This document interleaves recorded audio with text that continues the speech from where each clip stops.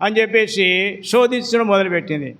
కాబట్టి ఇక్కడ అంటున్నది దేవుని దూషించు. మొట్టమొదటిగా ఆమె మనసులో నెమ్మది వస్తుందట.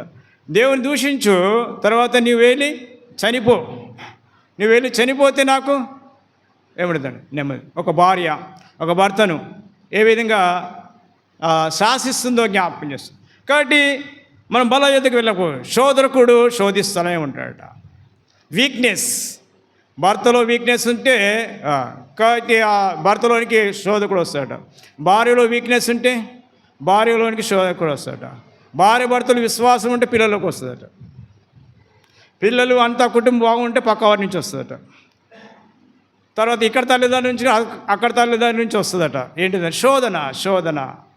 కాబట్టి శోధకుడు శోధిస్తున్నాడు సంగతి మన జ్ఞాపకం. అందుబట్టి ఈ శోధనకు మనం నిలిచిన వారు ఉండాలంటున్నాం.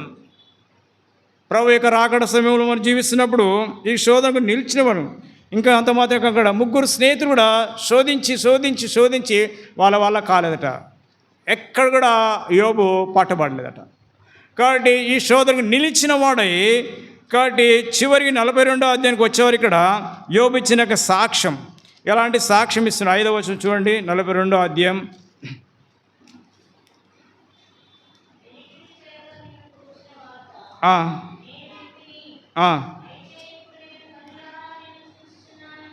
కాబట్టి నిన్ను గూర్చిన ఒక వార్త నేను విన్నాను కానీ అనుభవించలేదు. ఇప్పుడు నేను కళ్ళారా అనగా చూస్తున్నా. కాబట్టి ఇప్పుడు అంటున్నాడు, అతడు ఏమంటాడు, ఇంకా ఎన్ని శోధనలైనా భరించడానికి నేను రెడీ, ఇంకా ఎన్ని కష్టాలను భరించడానికి రెడీ. ఇక్కడ తను ఇచ్చిన సాక్ష్యం, ఇప్పుడు నేను కళ్ళారా చూస్తున్నాను. కళ్ళారా అంటే దేవుని మహిమ, దేవుని శక్తి, దేవుని ప్రభావం నేను చూడగలుగుతూ వస్తున్నా అని చెప్పేసి ఇక్కడ చెప్పగలుగుతూ. అందుబట్టి ఈ యోబు అనే వ్యక్తి అనగా ఎవరైతే శోధించవచ్చునో వారి కొరకు ప్రార్థించమని చెప్పేసి దేవుడు వారి కొరకు ప్రార్థిస్తే వారు బాగుపడేట్టుగా జ్ఞాపకం చేస్తుంది. అలా అంటే అనగా విశ్వాసంతో తను శోధకు నిలిచిన వాడై అనగా 2 అంతల దీవెనకు కారకుడుగా అవుతూ వచ్చినాడు. 10 మంది పిల్లలు కోల్పోతే తిరిగి మళ్ళా రెండోసారి కూడా ఈ భూమి మీద 10 మంది పిల్లల్ని ఇచ్చినట్ట. కాబట్టి ఏదైతే తను అనగా కోల్పోయినాడో అవన్నీ కూడా అనగా రెట్టింపు అనక ఆశీర్వాదం చేత నింపబడుతూ వచ్చాం. 10 మంది పిల్లలు అంటే, కాబట్టి ఈ 10 మంది చనిపోయిన పిల్లలు మొదట వారు పరలోక రాజ్యం ఉంటున్నారు. కాబట్టి రెండోసారి ఇచ్చిన పిల్లలు కూడా మళ్ళా అనగా చనిపోతే మళ్ళీ పరలోకం. కాబట్టి 20 మంది చూడండి.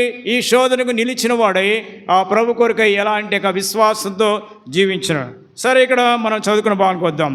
కాబట్టి 13వ అధ్యాయం 2 కొరింథీ రాసిన పత్రిక 13వ అధ్యాయంలో ఇంకో మాట చూసి మనం ముగించడానికి ఇష్టపడతాం. కాబట్టి ఇక్కడ మనం చూసినట్టు 2 కొరింథీ రాసిన పత్రిక 13వ అధ్యాయం 5వ వచనం చదవండి.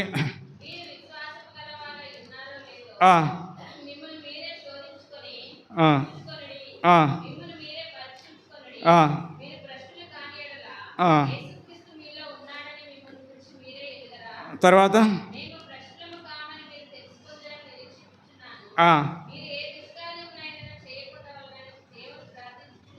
తర్వాత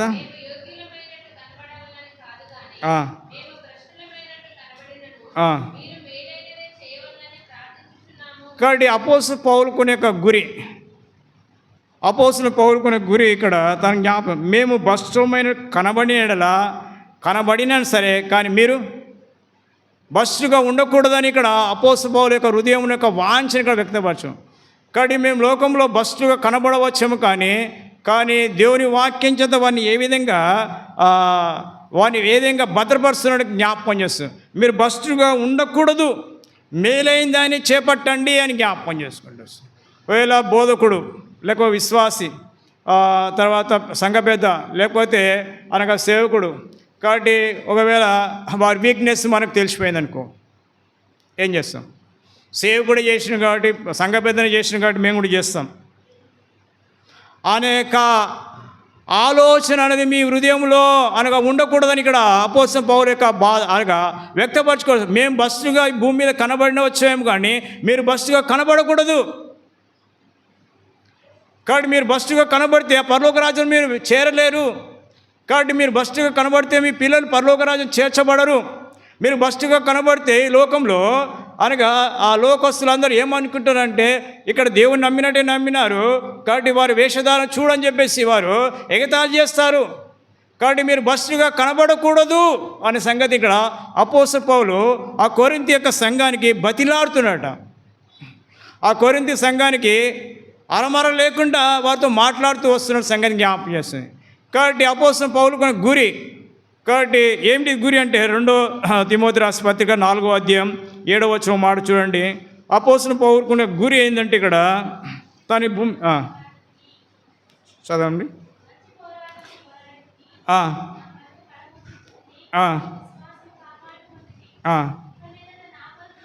ఇంక మీద నా కొరకు నీతి కిరీటం ఉంచబడి ఉన్నది. ఆ దినమందు నీతిగల న్యాయాధిపతి అయిన అది నాకు మాత్రమే కాకుండా తన ప్రత్యక్ష అపేక్ష అందరికీ ఏమి ఇవ్వాలట, ఏమి ఇస్తాడట? నీతి కిరీటము. నాకు మాత్రమే ఉందని మీరు అనుకోకండి. నా వలే అంటే నా వలే మీరు భూమి మీద జీవించి శోధనలోంచి విడుదల పొందితే మీకు కూడా అప్రత్యక్షత ఆ నీతి కిరీటము మీకు కూడా ఉంచబడి ఉందని ఇక్కడ ఆ సంగతిని జ్ఞాపకం చేస్తుంది. అందుని బట్టి 5వ వచనం చదవండి. అయితే నీవు మితంగా ఉండుము, శ్రమపడము, సువార్తగా పని చేయము, జరిగించుము.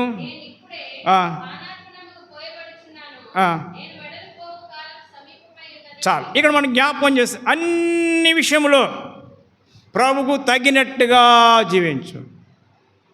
అన్ని విషయంలో ప్రభుకు యోగ్యమైన వారు అనగా యోగ్యులుగా అనగా జీవించాలని జ్ఞాపకం. అన్ని విషయంలో ప్రభుకు తగినట్టుగా ప్రభు మెప్పు మహిమకు కారకులుగా ఉండాలని అపోస్తలుడు పౌలు. కాబట్టి అపోస్తలుడు పౌలుకునే గురి ఏంటంటే కాబట్టి ప్రతి విశ్వాసికి పరలోక రాజ్యం చేర్చబడాలి. ప్రతి విశ్వాసి పరలోక రాజ్యం చేర్చబడాలి. అందుబట్టి ఇక్కడ ఆ విషయాన్ని తన యొక్క హృదయ అంతరంగంలో యొక్క ఆ వేదనలో తన బాధను వ్యక్తపరచుకుంటూ వస్తున్నాడు. ఏమని వ్యక్తపరుస్తున్నాడు? నేను ఇప్పుడే పానార్పంగా పోయబడ్డాను అంటాడు. కాబట్టి ప్రభు కొరకు తన ప్రాణం సైతం కూడా అర్పించుకోవడానికి, తన ప్రాణం సైతం పెట్టడానికి వెనకంజ వేయలేదు. అనగా అపోస్తలుడు పౌలుకున్న గురి ఏంటంటే కాబట్టి అందరూ రక్షింపబడాలి. అందుకే అపోస్తలుడు పౌలును ఎవరికి సువార్తగా పంపించినట్టే అన్యజనులైన వారికి, లోకంలో అన్యజనుల వారికి సువార్తికుడుగా లోకానికి యేసు పంపించినాడు. అపోస్తలుని యొక్క పేతురును ఎవరికి పంపించింటే యూదులైన వారికి, ఇశ్రాయేలు ప్రజలకి వారికి ఏంటంట సువార్తికుడుగా పనిచేస్తూ వచ్చినాడు. కాబట్టి ఇక్కడ అపోస్తలుడు పౌలుకు ఏంటంటే భ్రష్టులు కాకూడదు.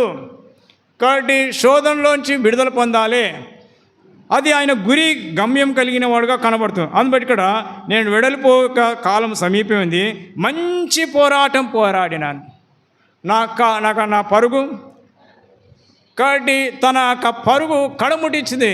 అంతం వరకు తను ప్రభు కొరకు శ్రమల్ని శోధనలు ఎదుర్కొంటూ వచ్చినాడు జ్ఞాపకం.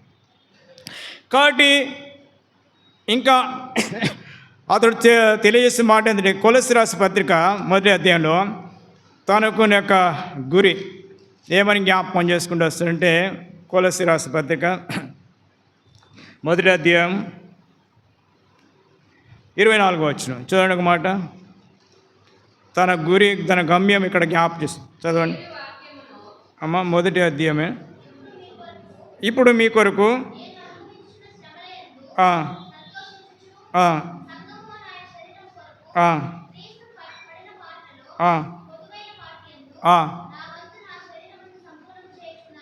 కాబట్టి యేసు ప్రభువు భూమి మీదకి వచ్చినప్పుడు తను శ్రమపడి ఆయన కొన్ని శ్రమలను ఈ లోకంలో విడిచిపెట్టి వెళ్ళిపోయాడు. తర్వాత అపోస్తలుడు పౌలు వచ్చి తాను కూడా యేసు యొక్క శ్రమలను అనగా అనుభవించి తాను కూడా తను కొన్ని అనగా విడిచిపెట్టి వెళ్ళినట. ఎవరి కొరకంటే నీ కొరకు నా కొరకట. అందుకే ఈ మాట జ్ఞాపకం చేసుకుంటూ ఏంటంటే సంఘమును ఆయన శరీరం అని కొరకు క్రీస్తు పడిన పాటలు కొదువైన వాటి అందు అంటే వారి యొక్క జీవితాల్లో వారి యొక్క సమయంలో వారు అనుభవించి వెళ్ళారు. అంటే వాటిని నీ కొరకు నా కొరకు ఈ భూమి మీద ఉన్న వారి కొరకు ఏమి అనుగ్రహించినట్టే.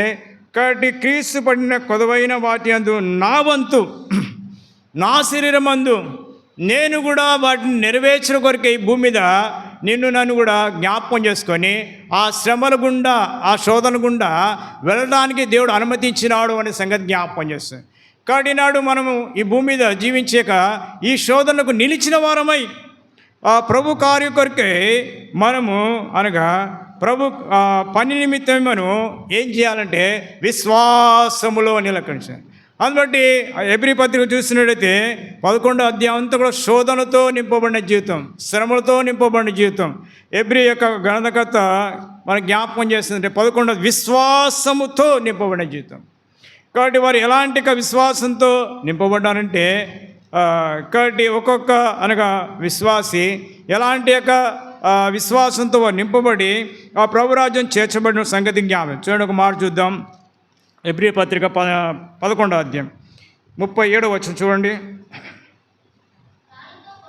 రాళ్ళతో కొట్టబడిరి, కోయబడిరి, వారు శోధింపబడ్డారు. తర్వాత చాలా ఇక్కడ మనకి శోధింపబడిరి అని రాయబడింది. కాబట్టి ఎబ్రీ పత్రికలో మొదటి యొక్క అనగా వచనం నుంచి ఈ చివరి వచనం వరకు కూడా మనం చదివినట్లయితే నానా రకమే మన భక్తులు పితరులు వారు ఎలాంటి శోధన కూడా వెళుతూ వచ్చిన సంగతి జ్ఞాపకం చేస్తుంది. కాబట్టి వారు 37వ వచనం చూసి రాళ్ళతో కొట్టబడిరి, రంపములతో కోయబడిరి. తర్వాత ఇక్కడ వారు చూస్తుంటే వారు శోధింపబడి ఖడ్గం చేత ఏం చేశారు, చంపబడిరి. కాబట్టి అలాంటి శోధనలు ఎదుర్కొన్నారనే సంగతి మనకు జ్ఞాపకం. కాబట్టి నీవు నేను కూడా ఈ శోధనల నుంచి అనగా మనము వెళుతున్నాం కాబట్టి ఈ శోధనకు భయపడకుండా ఈ శోధనకు నిలిచిన వారై ఆ ప్రభు కార్య కొరకే మనము అనగా కనిపెట్టుకుంటూ వెళ్ళాలని జ్ఞాపకం చేస్తుంది. అందుబట్టి కూడా మరొకసారి మాట చదువుకొని మనం ముగించుకుందాం రండి.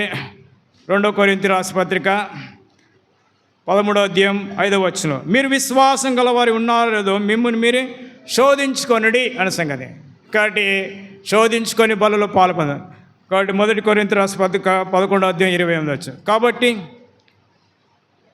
1 కొరింథీ 11:28. కాబట్టి ప్రతి మనుషుడు తాను పరీక్షించుకొని అలావు చేసి ఆ రొట్టెని తిని ఆ పాత్రను త్రాగవాలని కాబట్టి ప్రతి మనిషిని హెచ్చరిస్తున్నాం.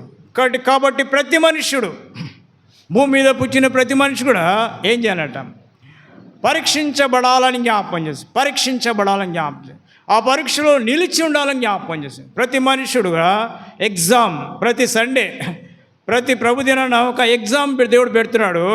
ఈ వారమంతట్లో అనగా ఎలా జీవించినావు, ఎలా శోధన ఎదుర్కొన్నావు, ఎలాగా ప్రభు కొరకు నిలిచి ఉన్నావు, ఆ బలలో పాల్పొందినప్పుడు యోగ్యురాలను అవునా కాదా అని పరీక్షించబడి బలలో పాల్పొందాడు. ఒకవేళ అలాగే పాల్పొందితే ఏమవుతుంది, ఏం కదా, ఒక మాట చూపిస్తాను.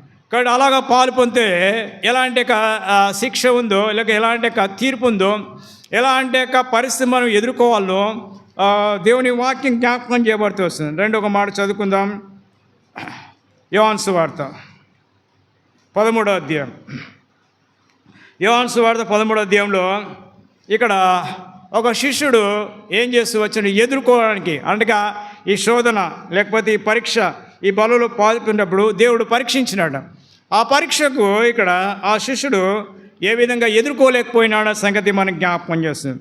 13వ అధ్యాయం దేవుని వాక్యం జ్ఞాపకం చేస్తుంది. 13వ అధ్యాయం 10వ వచనం చదవండి ఒక మాట.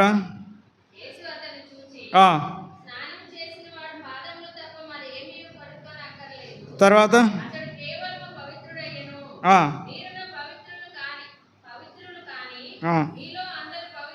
మీరు అందరు పవిత్రులు కారని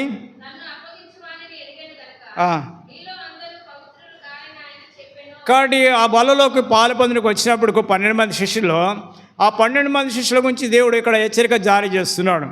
కాబట్టి మీరు అందరూ పవిత్రులు కారు అంటున్నాడు ఇక్కడ. అంటే మీలో అపవిత్రమైన వారు కూడా ఉన్నారు అని జ్ఞాపకం చేస్తుంది. కాబట్టి అది ఒకరు చూసుకుంటున్నారు. కానీ ఎవరు పాపం చేస్తున్నారు, ఎవరు తప్పు చేస్తున్నారు చెప్పేసి అనుకుని దేవుడు హెచ్చరిక చేస్తున్నారు. మీరు పవిత్రులు కారు, పవిత్రపరచబడండి అని దేవుడు ఆ యొక్క శిష్యులకు హెచ్చరిక చేసినప్పుడు ఆ హెచ్చరికను ఖాతరు చేయకుండా, ఆ హెచ్చరికను తీసుకోకుండా, ఆ హెచ్చరికగా దాన్ని త్రోసివేసి అలాగనే పాలు పొందవచ్చు. అలాగనే పాలు పొందితే ఏం జరిగింది ఇక్కడ? కాబట్టి అలాగనే పాలు పొందితే దానివల్ల వచ్చే గొప్ప ఆ నష్టం ఇక్కడ దేవుడు దీని వాక్యం జ్ఞాపకం చేసుకుంటూ వస్తున్నాడు. చూడండి ఒక మాట చూద్దాం. ఇక్కడ 26వ వచనం. అందుకు యేసు ఆ, ఆ, తర్వాత ఆ, వాడు ఆ ముక్క పుచ్చుకొనగానే సాతాను వాడిని ప్రవేశించెను. ఆ, ఆ,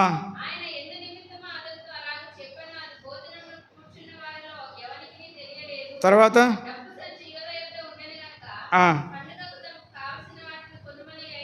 ఆ, తర్వాత ఆ, వాడు ఆ ముక్క పుచ్చుకున్న వెంటనే ఏమైపోయిందట? మీరు ఇక్కడ అనగా రొట్టె ముక్క పుచ్చుకున్న వెంటనే బయటికి వెళ్తారా, ఇక్కడ తింటారా? వాడు ఆ ముక్క పుచ్చుకున్న వెంటనే బయటికి వెళ్ళిన రాయబడింది. ఇక్కడ తింటారా, బయటికి వెళ్ళి తింటారా? బయటికి వెళ్ళి తింటారా? సాతాను అక్కడ అపవాది కాబట్టి యూదాలోకి వచ్చిందడిగా జ్ఞాపకం చేసింది. ఎప్పుడైతే వచ్చిందో ఆ అపవాది వెంటనే అక్కడి నుంచి నిలబడి, అది పరిశుద్ధమైన యొక్క బల్ల, ఆ బల్ల యొక్క ఆయన శరీరం యొక్క ముక్కను రొట్టె ముక్క తీసుకుని వెంటనే సాతానుకు ఉండనీయాలి. ఇక్కడ పద పద పద పద, దయ్యానికి పరిశుద్ధులు ఉన్న చోట ఉండదట. ఎందుకు? అగ్ని అట, కాల్చబడుతుంది, వెళ్దాంపా వెళ్దాంపా అంటుందట. అలా ముక్క పుచ్చుకుని వెంటనే ఈ ఇస్కరి యూదా ఏం చేసి బయటకు వెళ్ళిపోయింటాం. అక్కడ రాయబడిన మాట, వాడు బయటికి వెళ్ళను, అక్కడ రాయబడిందట. అది అంట రాత్రి ఏముంటుందంట? చీకట్లో ఎవరు ఉంటారట? దేవుడు ఉంటాడా? చీకట్లో ఎవరు ఉంటారట? అపవాది, దయ్యానికి కేంద్రం అనగా ఏంటంటే చీకటి. అంటే ఎక్కడికి పోయినాడు? వెలుగులో ఉన్న వ్యక్తి యేసు ప్రభు నేను లోకానికి వెలుగును, నన్ను వెంబడించేవారు చీకట్లో ఎంత మాత్రం కూడా ఉండరు అని జ్ఞాపకం చేస్తాను.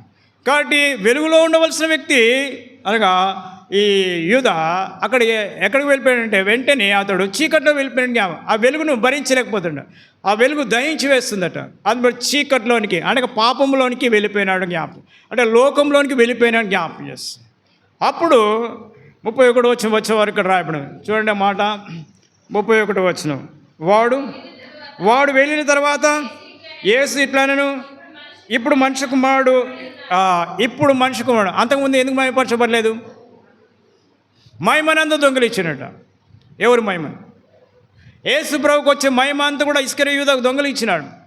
యేసు ప్రభుకు మహిమ రాలేదు. ఆ మహిమనంతా అనగా అపవాది ఏం చేస్తుంట, యూదాలకు వచ్చి దేవుని మహిమనంతా దొంగలించాడు. ఇప్పుడు మనిషి కుమారుట. ప్రియమైన వాళ్ళారా, ఈ మధ్యాహ్న కాలంలో బలలో పాల్పొందునకు కాబట్టి దేవుని మహిమను దొంగిలిస్తున్నామా?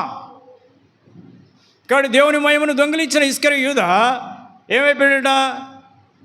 త్రోసివేయబడ్డాడు. దేవుడు ఎంతో అవకాశం ఇచ్చినాడు. అందుకే మనం చదువుకుంటూ వచ్చినాం ఆ మాట, మీలో అందరూ అపవిత్రులు అనగా మీలో అందరూ పవిత్రులు కారు, అపవిత్రులు మీలో ఉన్నారు, కాబట్టి సరి చేసుకో, చక్కపరుచుకో అని దేవుడు హెచ్చరిక చేసిన. ఆ హెచ్చరిక ఖాతరు చేయకుండా ఆ బలలో పాలు పొందినాడు. ఆ బలలో పాల్పడి వచ్చిన నష్టమే కానీ లాభం లేదు. కాబట్టి ఈ మధ్యాహ్నం కలిసిన బలబాలానికి వచ్చిన నీవు నేను కూడా కాబట్టి ఎలాంటి యొక్క మా విశ్వాసంతో బలలో పాలు పొందుతున్నాము అనే సంగతి జ్ఞాపకం చేయాలి. వాడు మహిమంతా దొంగిలించాడు. అందుబట్టి 115 క్రితం మొదలు వచ్చిన, మాకు కాదు యెహోవా, మాకు కాదు నీ నామునికే మహిమ కలుగునుగాక. కాబట్టి దేవుని మహిమను దొంగిలించకూడదు అనగా ఇతర యొక్క విశ్వాసం దొంగిలించకూడదట. కాబట్టి ఈనాడు దేవుని మహిమను దేవునికే చెల్లాలి అనగా ఎవరికి రావాల్సిన యొక్క ఘనత వారికి దేవుడు ఇస్తాడు. ఆ ఘనత నాకు రావాలని కోరకూడదట. ఎగ్జాంపుల్గా ఇక్కడ బోధ ఇస్తున్నాను. బోధ చేసినప్పుడు అనగా సేవకుడు బోధ చేస్తూ, లేక సంఘ పెద్ద బోధ చేస్తూ, లేక వేరే వాళ్ళు బోధ చేస్తున్నాడు అనుకో, అప్పుడు ఏమనిపిస్తుంది? మీకే వచ్చా, మాకు కూడా వచ్చి అంటారు. కింద కూర్చోవాలి అంటారు. కింద కూర్చొని ఊరుకుంటారా? మాకు కూడా వచ్చు బోధ, మాకు కూడా పాటలు పాడవచ్చు, మాకు కూడా అన్నీ వచ్చు అని చెప్పి అంటారు. కాబట్టి ఆ దొంగలించినట్టు గమనించండి, ఆ మాట అనేది దొంగలించినట్టు ఇక్కడ జ్ఞాపకం చేస్తుంది. దేవుడు ఎవరిని ఏ సమయం నిలబెట్టాలో వారు నిలబెడతాడు. అది దేవుని యొక్క ఏర్పాటు. దేవుని ఏర్పాటులోకి రావాలి ఫస్ట్. దేవుని ఏర్పాటు రాకుండా నేను చేస్తాను అని చెప్పేసి అది దొంగలించాడు. కాబట్టి ఇక్కడ ఇస్కరి యూదా దొంగలిస్తూ వచ్చినాడని సంగతి జ్ఞాపకం చేస్తాను.